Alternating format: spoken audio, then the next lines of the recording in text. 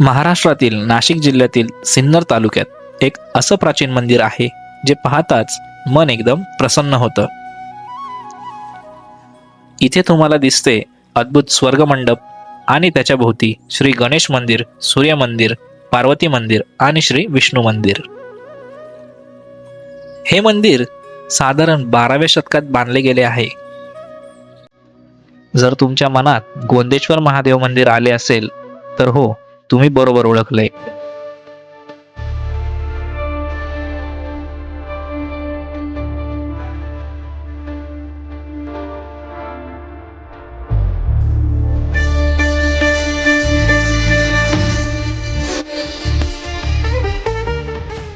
मित्रांनो, मी भूषण आणि माझा मित्र किरण स्वागत करतो तुमचं सगळ्यांचं आमच्या एका नवीन व्हिडिओमध्ये. तर मित्रांनो, आज आपण भेट देणार आहोत श्री गोंदेश्वर महादेव मंदिराला.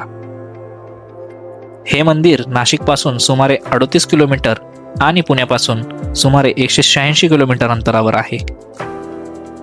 येथे जाण्यासाठी बस किंवा स्वतःच्या वाहनाने सहज पोहोचता येते. गोंदेश्वर मंदिर हे महाराष्ट्र राज्यातील नाशिक जिल्ह्यातील सिन्नर गावात वसलेले महादेवाचे अतिशय सुंदर मंदिर आहे. भारत सरकारने दिनांक 4 मार्च 1909 रोजी या मंदिराला राष्ट्रीय संरक्षित स्मारक म्हणून घोषित केले आहे. सिन्नर येथील गोंदेश्वर मंदिर हे पुरातन हेमाडपंथी शैलीतील स्थापत्यकलेचा अतिशय उत्कृष्ट नमुना आहे. हे मंदिर गवळी राजकुमार राजगोविंद यांनी 12व्या शतकात बांधले गेलेले असून या मंदिराचा आकार सुमारे 125 फूट बाय 95 फूट एवढा आहे. हे मंदिर 5 मुख्य मंदिरांचा समूह असल्यामुळे या मंदिराला शैव पंचायतन असे म्हणतात. याच्या मध्यभागी मुख्य गोंदेश्वराचे शिव मंदिर आणि याच्या चारी दिशांना श्री पार्वती मंदिर, श्री गणेश मंदिर, श्री सूर्य मंदिर आणि श्री विष्णू यांचे मंदिर आहे. या मंदिरात भव्य सभामंडप आणि शांत गर्भगृह आहे. गर्भगृहावर उभारलेले आकाशाकडे झेपावणारे पटईचे शिखर अतिशय देखणा असून अप्रतिम कोरीव कामाने सजलेले आहे. याच्या सभामंडपातील खांबांवर देवी देवता, गंधर्व अप्सरा, पारंपरिक कथा आणि रामायणातील प्रसंग सुंदरपणे कोरलेले दिसतात. हे शिल्पकाम त्रिमित असल्यामुळे प्रकाशात आणि सावलीत मंदिराचे सौंदर्य अजूनही खुलून येते. आणि या मंदिराचं एक खास वैशिष्ट्य म्हणजे हे मंदिर गुलाबी व्हेसिक्युलर खडकापासून बांधले गेलेले आहे.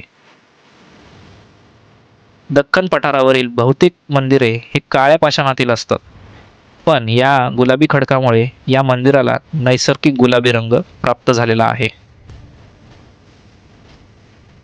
या मंदिराचं अजून एक अद्भुत वैशिष्ट्य म्हणजे अभिषेकानंतर वाहणारं पवित्र जल हे मगरीच्या तोंडातून बाहेर येते. यालाच मकर प्रणल असे म्हणतात. 13व्या शतकानंतर गोमुख प्रचलित झालं, पण त्याआधी मगर ही गंगेचं वाहन मानली जात असल्यामुळे मगरीच्या तोंडातून येणारं जल हे गंगाजलाचं प्रतीक मानलं जायचं.